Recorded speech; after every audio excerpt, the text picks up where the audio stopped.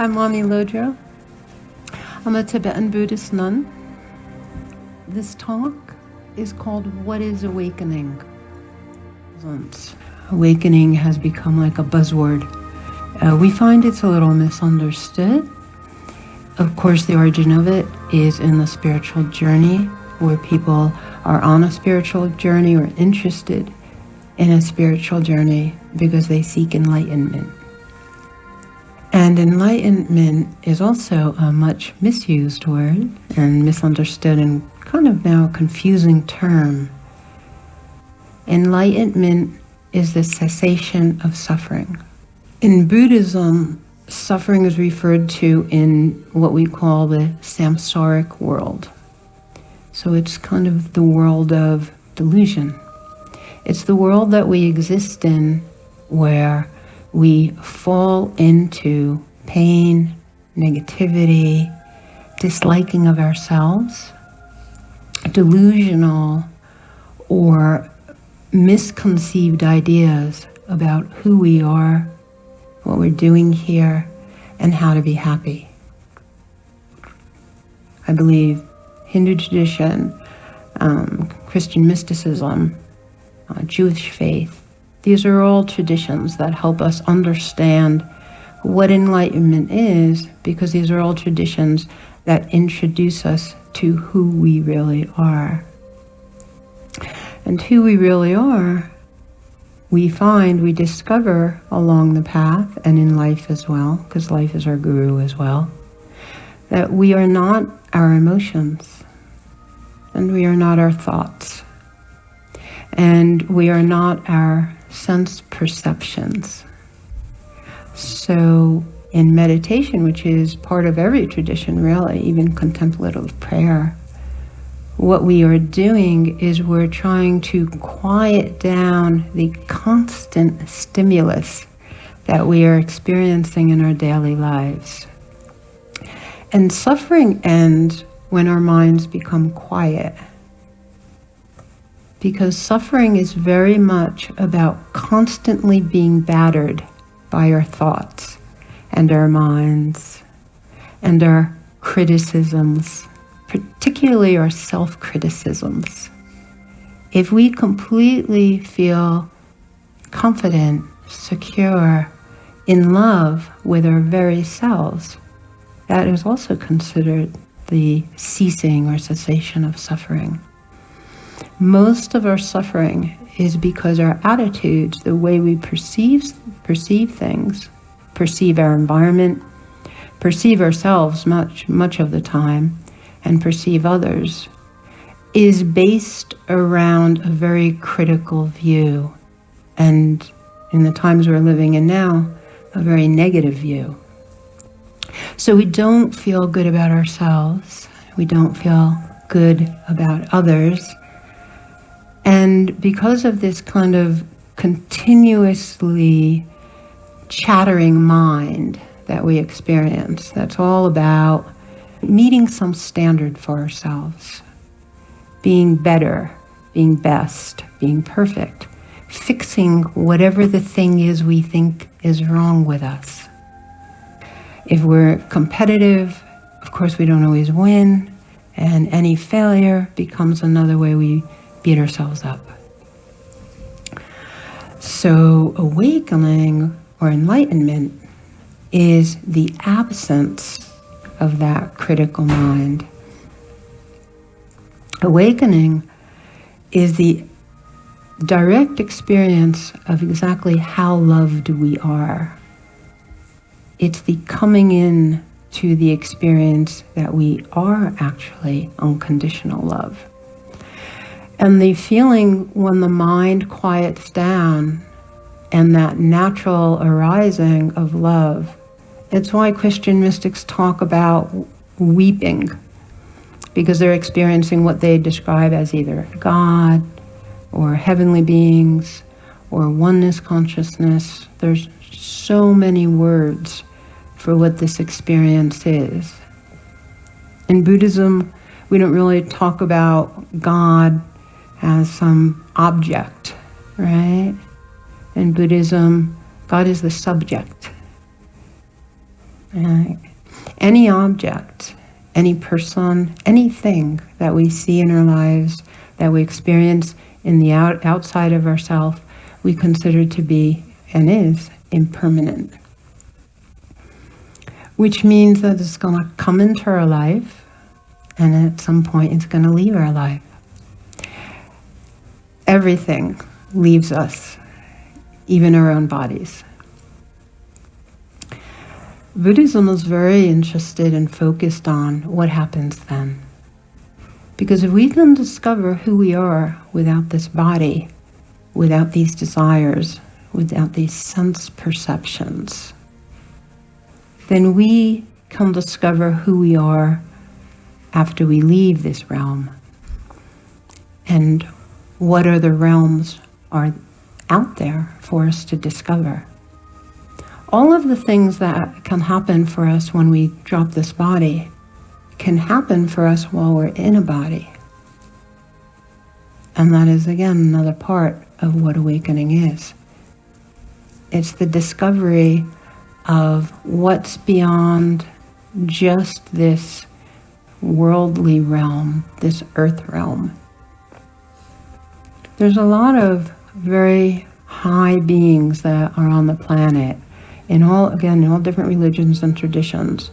They don't necessarily talk about the heavenly beings they're communing with and the heavenly states that they're residing in, because a lot of teachers feel that that's an experience each one of us needs to have for ourselves. And to try to start explaining it kind of creates a concept around it. And when we actually do have the experience of the quiet mind, the mind that gets dropped, the moving into stillness, there's an open gateway for us to start experiencing other realms, our own higher self. The experience of the separate self, I am this person, you are this person, that also ends. We experience everything as part of our very selves. And when that aspect of the awakening starts to unfold, this experience of being connected to everything, loving everything, the suffering really isn't there anymore. Because we are full of what we've been missing. What we've been missing is a sense of ourselves, a sense of connectedness. The actual experience that we are not separate. And these are all, I'm using words to describe all of these things, but the actual experience of it is beyond the concepts. It's beyond the words. All of us, every single being, wants happiness, and we all pursue happiness. And in religious or spiritual traditions, there's the understanding that true happiness will never come from anything that's outside of us. It can only come from what we call an inward journey. And that inward journey is very much about understanding how our mind works. Because our mind is the key to every experience we have. And it's also the lens through which we see everything, interpret everything, and have opinions about everything. When our mind quiets and actually even falls away and we move more into non-thought, what happens is we don't really have opinions anymore. We don't label things as good or bad, or this thing will make me happy, and this thing will definitely not make me happy, so I should push it away. And this moving towards the desirous objects in our environment and the aversion or pushing away the things that we think will bring us pain, that all stops. Everything that we're believing, all of our belief systems, are extremely subjective. They're not real. Everybody's belief systems and opinions and views of good and bad are unique for each person because they depend on our conditioning. They depend on how we grew up, what our parents taught us, what we picked up from peer groups, education, teachers, environment. In Buddhism, this goes back many, many lifetimes. So there's a whole accumulation of what we call past life karma, the result of our actions. So what we look at as the mind, particularly in this kind of worldly realm, is that the mind is opinionated because it's conditioned. It's subjective. We see things and we have an interpretation of those things, and we many times feel like our interpretation is the right interpretation. And then we might meet people that have a very different interpretation, and we kill each other because we don't agree with each other's interpretations.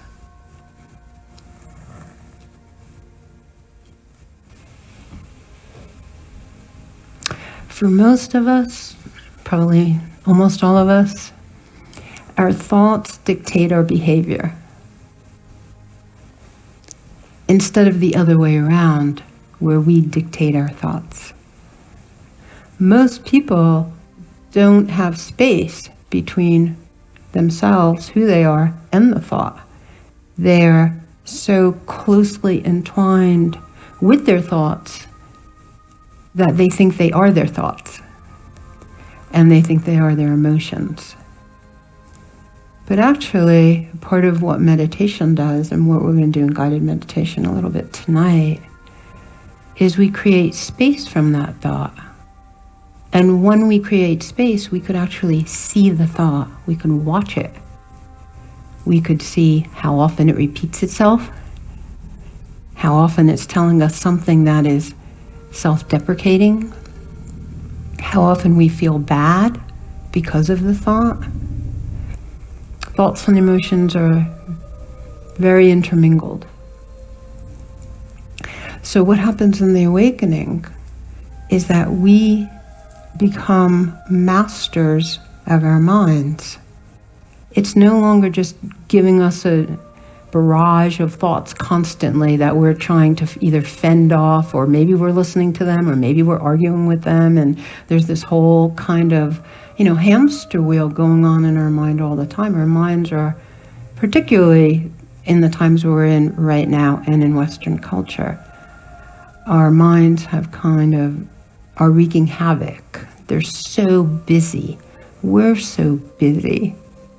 We spend all day, from the minute we wake up to the minute we go to bed, having thoughts constantly coming in, telling us all kinds of things about what we have to do, and who we have to see, and who we have to please, and who's not our friend, and who we love. And this just goes on constantly. We never get a break. When we look at just even the question, what is awakening? It's how we get out from under this mind that is trying to tell us what's true, when it is so based on conditioning, personal experience, this kind of idea. I have these desires, I have a sense of what's going to make me happy, and if I go after these things that I think are going to make me happy, then I will be happy, and then all this anxiety and stress will end, and all my problems will be over, and my life will be wonderful. And we continuously tell ourselves this. For many children, many adults, there's a memory of being a child where there was just that wonder. We weren't trying to figure out how to buy a new car, or how to get this house, and how to be able to pay the mortgage, and all those things were just not a part of our everyday life. There was a natural state of presence. That natural state of presence is an aspect of awakening. That is actually what awakening is. The personality hasn't quite dropped in yet. We haven't defined who we are with all these layers of armor, or protecting our vulnerability, or deciding that we are not loved or not valued. Now we're just kids, experiencing a lot of the self-referencing that happens as adults is just not there. That's closer to the awakened state than we are as an adult. Because by the time we become adults, we have a laundry list of things that we have to constantly keep together to meet whatever that standard is for ourselves. We self-reference constantly, all day long. There's a lot of self-interest because there's a lot of need for the egoic structure, the self, to want to protect itself. And the ego is so much about wanting to protect itself and cope and survive. So we're trying to do all these things to make us happy, but also the mind is telling us, well, you have to do these things to just survive, to just cope, to just be able to, get through the day. So this understanding of the mind, of what the mind is, how it works, allows us to pull the plug on it. We can collapse our own mind. And the collapse of the mind is literally what awakening is.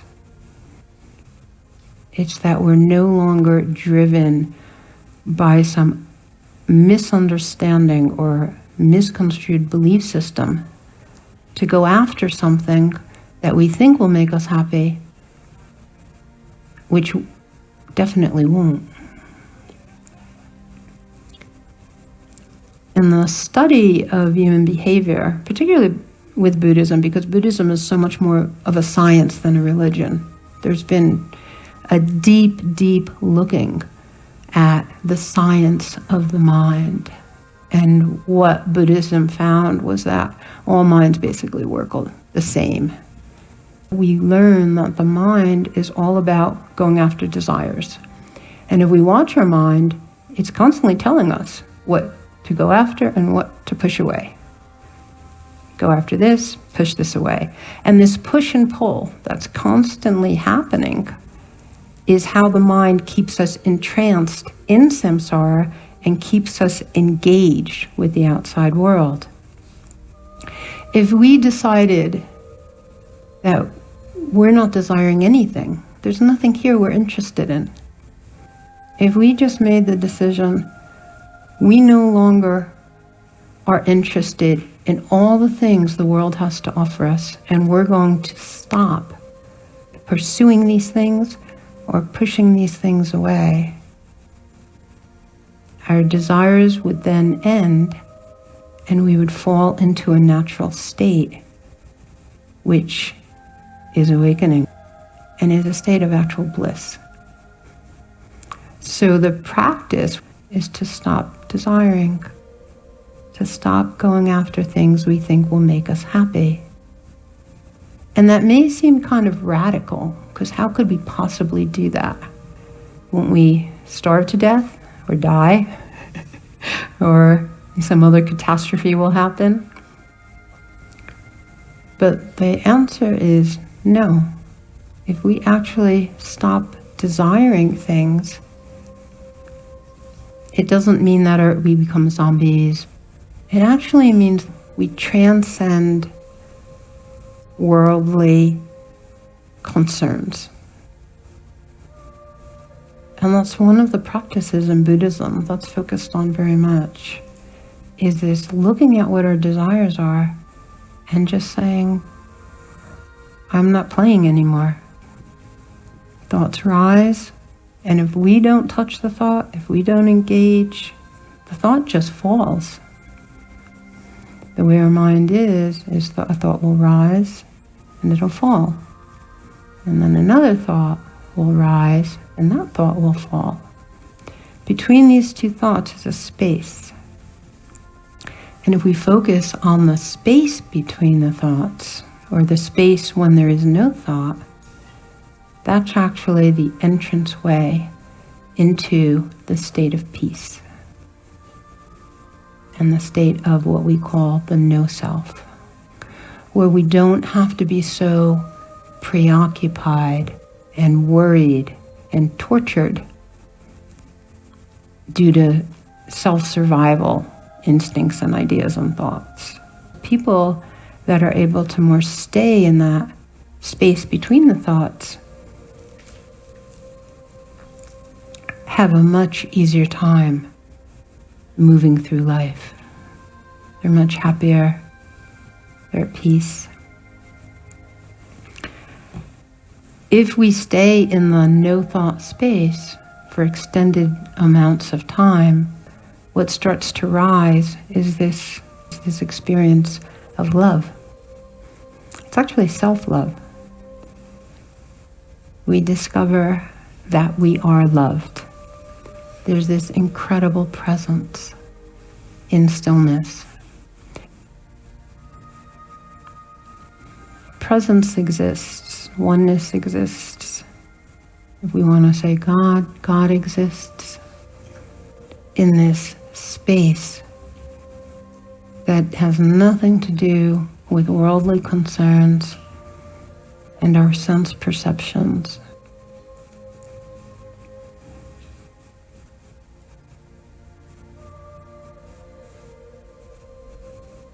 We have the idea and the misconception we have to control everything, but we actually don't. There's a higher orchestration, and this is what this presence starts to introduce to us, a higher way of being. And we discover that we not only love ourselves, but we love other people. Unconditional love is not subjective. We see in everyone, there is a heart, there is a soul. This person is just trying to be happy, just like me.